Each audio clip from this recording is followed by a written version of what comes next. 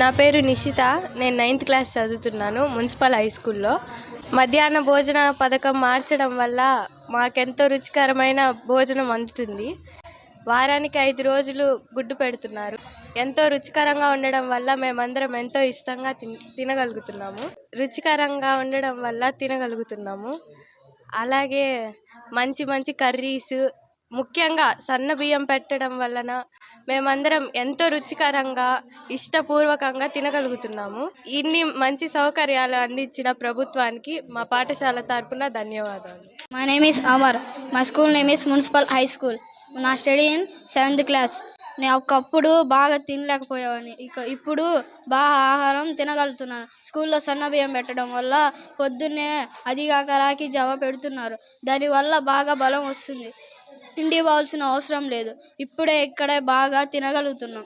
అందుకే గవర్నమెంట్కి ధన్యవాదాలు. గతంలో నేను కొంచెం తక్కువగానే తినేవాడిని. ఇప్పుడు కొంచెం ఎక్కువగానే తింటున్నాను. సన్న బియ్యం పెడుతున్నారు. రోజుకి ఒక రకం కర్రీ పెడుతున్నారు. అందువల్ల గవర్నమెంట్కి ధన్యవాదాలు. నా పేరు నిర్మల. నేను 10th class municipal high school Ekalavya colony in Markapur. మధ్యాహ్న భోజన పథకం చాలా బాగుంది.